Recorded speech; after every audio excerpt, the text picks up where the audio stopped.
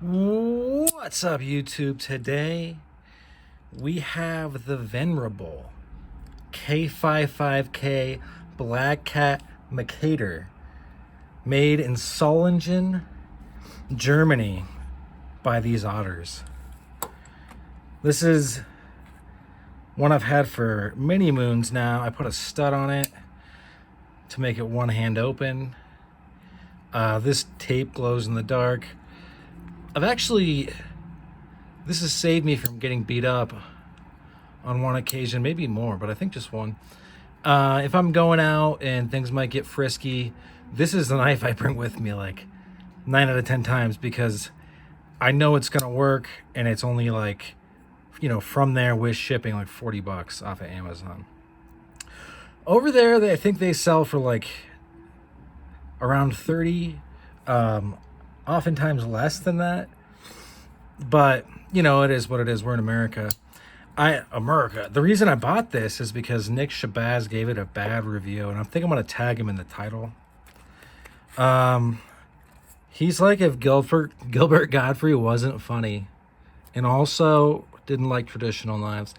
HRC 56. I don't need to keep it. I have it on video now, but 56, huh? That is harder than I thought it would be.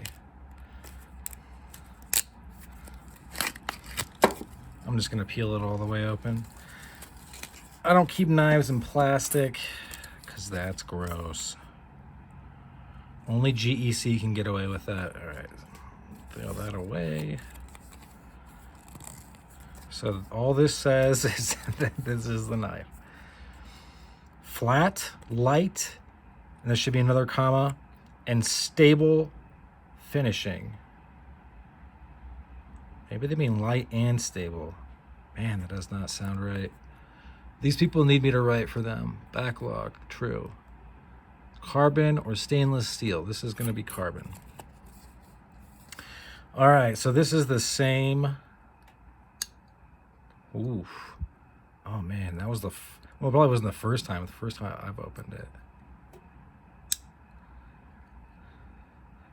I can see where he wouldn't necessarily love this action.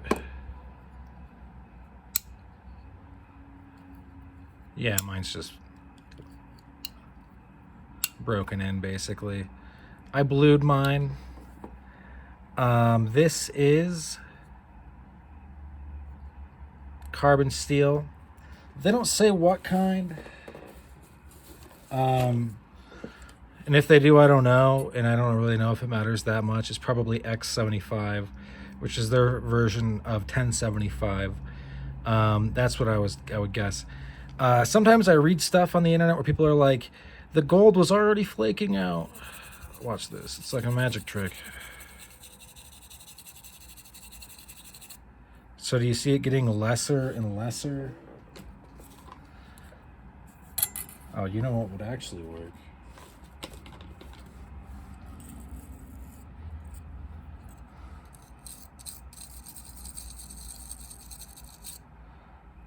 So it's basically, it comes out. That's the trick.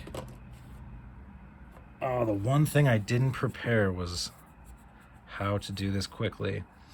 Basically, the paint wears out and shows that this is not a new knife at all. This knife is worn out, kind of like how the insides of shoes will wear out. Like you can see, I have some of that under my nail right there. Can you see how much it's worn out so far? So that's what happens when you get a new one. It just, see, the back is like gone. Anyway, it'll wash out. It'll wear out on its own. I don't need to really mess with it a whole lot. I guess one way it would be easy.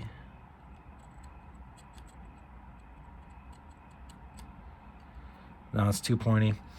In any event, I'm not going to dig at it that much. Put some scratches on it for sure, but it's okay. This is going to be a user. It's going to be a user. And because of that, cheers, by the way. Happy Labor Day. I'm recording this before, but cheers to everyone.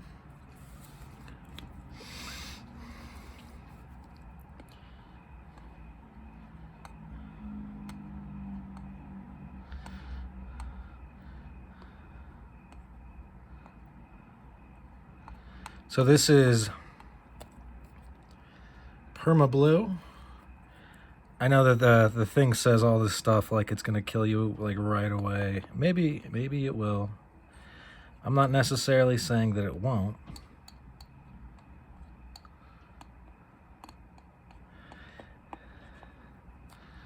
If you follow the channel, you know I've been bluing a bunch of stuff. That's why I'm not at all really taking my time or anything. You just got to get the goo on there, leave it on there for a minute. It turns everything black. You can wipe it right off.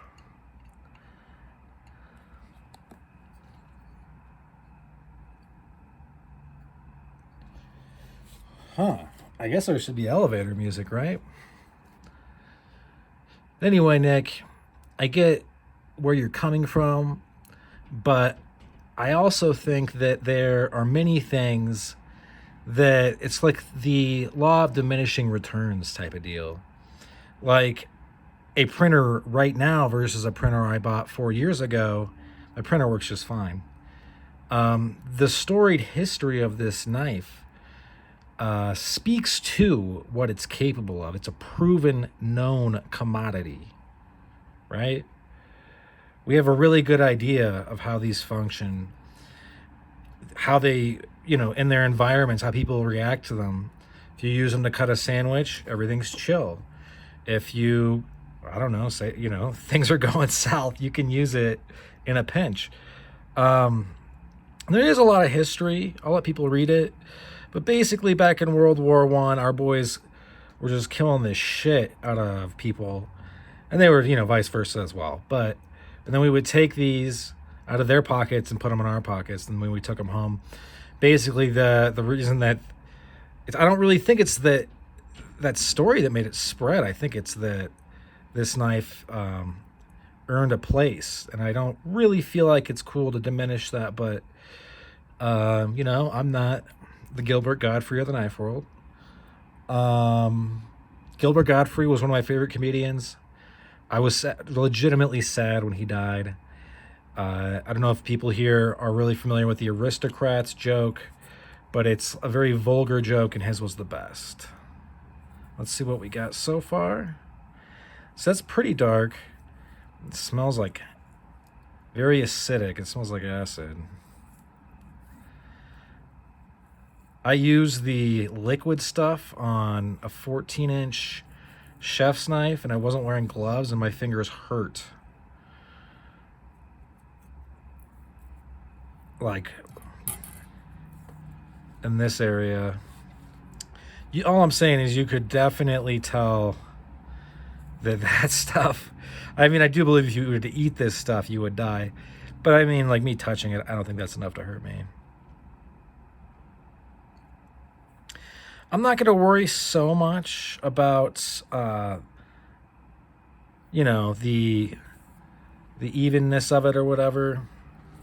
I find that with use, the patinas do go away. So, and they do alter quite a bit. Like, it's almost like a reverse patina where you have it black now. And I'm not saying it's going to wear clean, except with like heavy use. But things that would normally patina affect it and switch around because right now you can kind of see the blue streaks, and that is the bluing. This stuff will also turn your hands super green and weird. So I'm not by a water source right now, which is not optimal, but we're gonna make do.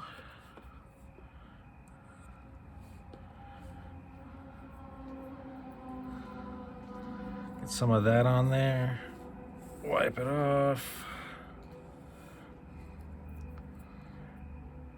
And you do want to, I wouldn't say be careful, but do your best to, like, after you've put what you want on there, follow it up with some Ren wax. Let's see how well that did. I would say that's pretty well done. Let's see how much I've worn this one down. You can tell this is pointier. I don't know if that comes across. I think it does, though. It's funny to see these blades wear over years, because not just this one that does that, but also my Duke collection does the same thing. And you know what? It just kind of really does highlight how much use I'm going to get out of these knives. Like, it's crazy. Excuse me, I'm sorry guys, I'm drinking some beer, burping a little bit. It's crazy how much it takes to wear these things down, wear them out, and how useful they really are. This bluing didn't really take so well. You can see where it's streaked because of that's crazy. That'll eventually even out, but I'm not really that worried about it, honestly. Bluing isn't expensive, and I could always just drop it into my coffee. I just wanted to get an initial